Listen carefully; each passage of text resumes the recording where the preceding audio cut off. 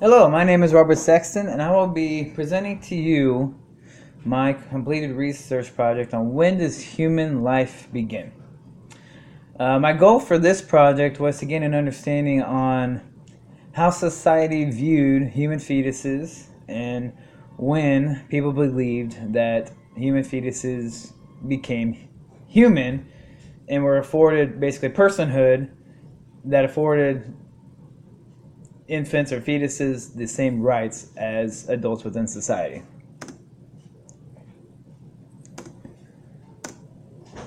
My presentation will include a little bit of information from my literature review containing both biological facts surrounding the scientific evidence about human zygotes and fetuses, and it'll also contain societal norms and practices, going over the different communities and religions within society that play a role in dictating norms and practices surrounding how the communities view human fetuses. Next would be my survey along with my methodology.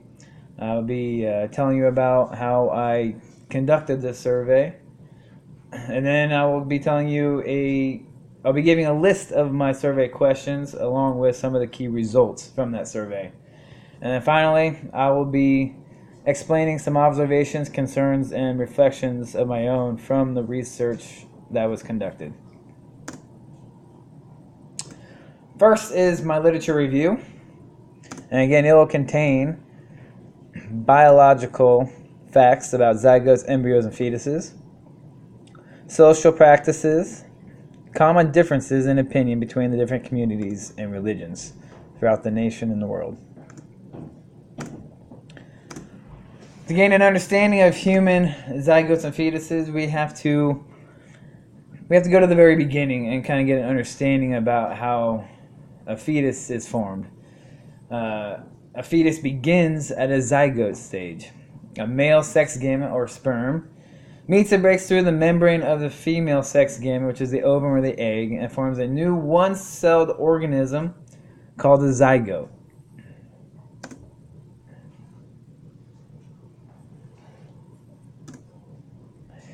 Going further in depth, discussing the sex gametes. The female and male both have a sex gamete. The female is an ovum, and it goes through an early developmental stage while the woman is still in her fetal stage, in her gestational process. During fetal gestation, there's a period in time that will focus on reproductive organs and development. And the final development will then be during the pubescent period when the female starts to menstruate and has the monthly menstruation period. Each one of these sex gametes, the female ovum, contains 23 chromosomes from the DNA of the woman. The male sperm, goes through development during the pubescent period, and they also contain 23 chromosomes from the DNA of the male. To quote Dr. Diane Irving, finally, this new human being, the single-cell human zygote, is biologically an individual, a living organism, an individual member of the human species. Now, where she's going with this is that the human zygote is a living organism. It contains chromosomes, DNA, gender, and the physical human features required for life. Packed in that one single cell is all of the features necessary for that zygote to drive its own development and become a member of society upon full-term gestational process.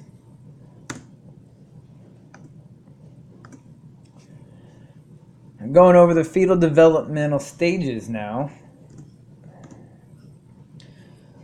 This chart shows all the critical stages in the development of a human being. Granted, this timeline isn't as exact as the timeline I used in my actual literature review. That chart explained how the zygote goes to the plastocyst implantation period within 5 to 7 days. And then at about 2 weeks' time, of the 14th day, the possibility of twinning occurs and passes, Some people view twinning as a key moment in the process to know if there's only going to be a single life or multiple lives that are going to be at the potential of that gestational period. The heart will start beating within the fetus at 22 days. The neural tube for further brain and spinal development will occur at about the 5th week. The mother will then start to feel movement, also called a quickening period, between the 15th week and the 20th week.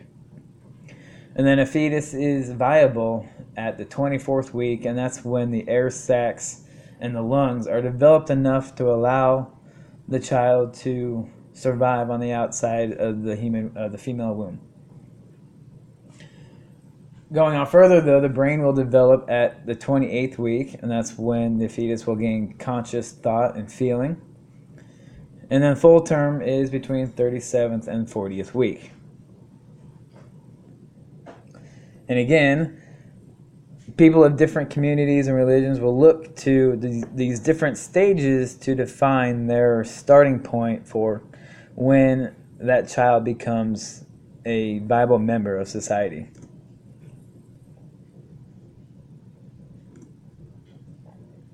Speaking of these religious views,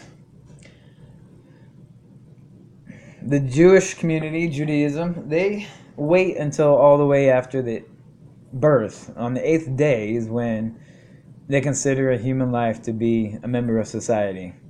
This date also coincides with the belief of circumcision. Back in the day, Jewish males were called to be circumcised on the 8th day of life, and that is a key date surrounding babies and children within the Jewish community.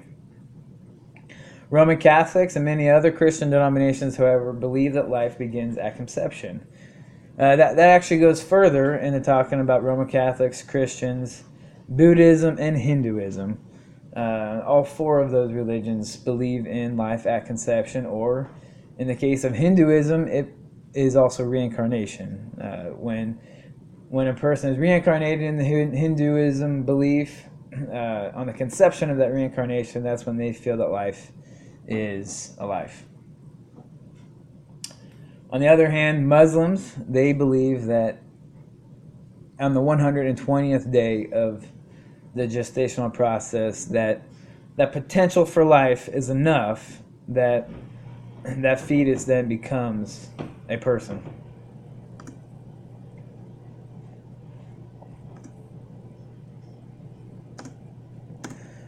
These differences within the community then translate into an unequal treatment under criminal activity under the law. Different nations and states will have their own different rules and regulations regarding the unborn child.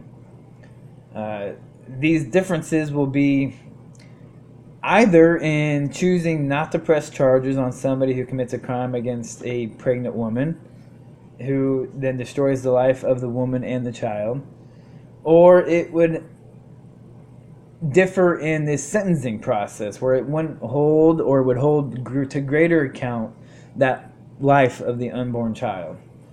And the rules and regulations will depend upon the ruling class of the laws of that state or nation.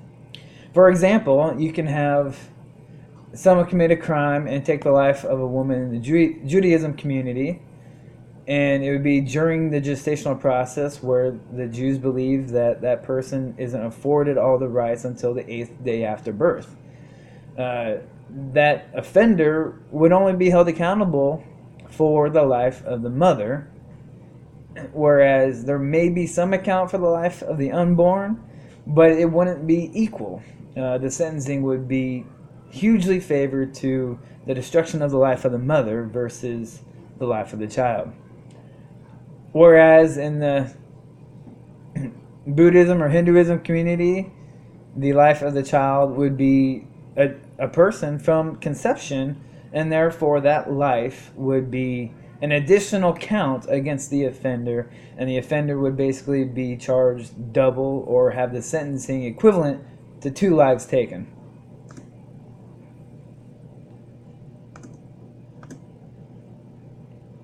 Moving on to the survey, beginning with my methodology. I conducted a 10-question survey that I uploaded to surveymonkey.com. I asked participants to disclose their geographical data, age, religion, and their beliefs about what they felt constituted a baby and a person. For this survey, friends, family, and strangers were used in order to get a wider range of backgrounds. I wanted to go for an unbiased survey that actually compiled all the different ethnic communities and backgrounds that existed in the world today to gain a better understanding of society as a whole.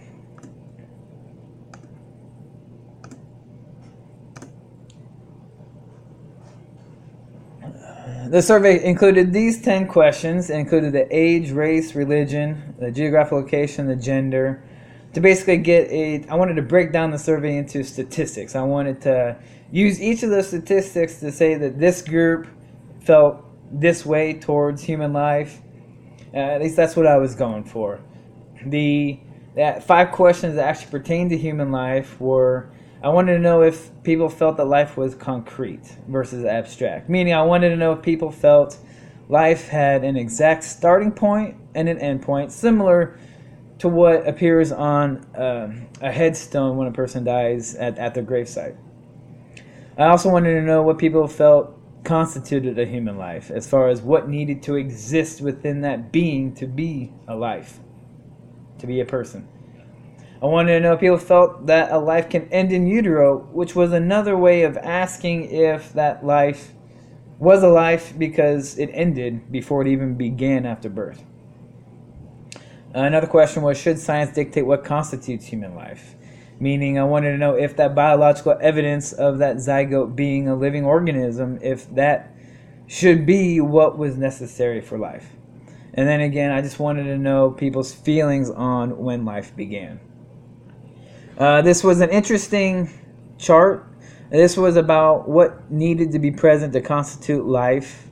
Almost half of that pie chart was a fertilized zygote, meaning most of the participants viewed that the single most important aspect surrounding life was indeed a fertilized zygote. That was life.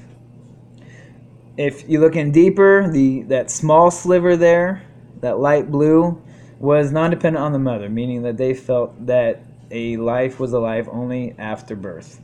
But over 90% of the participants viewed that it was at some point between conception and birth where life actually became a life and a baby became a person within society. My observations, concerns, and reflections on this topic. I chose this topic because my wife and I were expecting our 8th son during the process of creating this capstone project. And I got to see another chance to see the first-hand experience of life forming. And since 90% of the population believes that life begins prior to their physical birth, I feel that ought to justify life beginning at conception. What's the difference between the conception process and the whole gestational period? The fetus is still within the mother's womb. Nothing's really occurring. The zygote is a living organism, as the definition. The zygote contains all of the necessary ingredients it needs for human life. It is not dependent on the mother at all.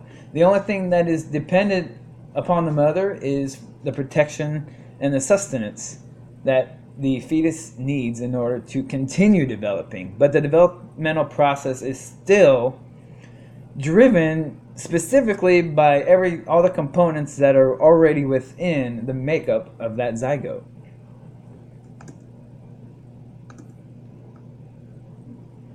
The problem I see with the outliers from the survey and from the norms within society, with it being such a hotly debated topic, is that God's creation is holy. Things that God created can be physically observed. A human zygote is a physical occurrence within nature, and they're defined as a living organism.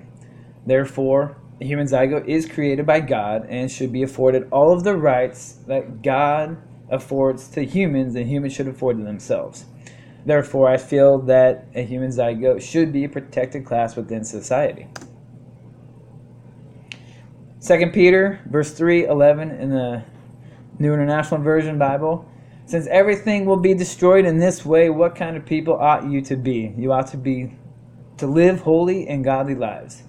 And my reason for this passage, I actually just heard this past Sunday at church, was because you can't live a holy life if you don't have holy views. And the fact that human zygotes are living organisms and are created by God, they should be a protected class. And if you think otherwise, it is going against a holy and godly view on the world.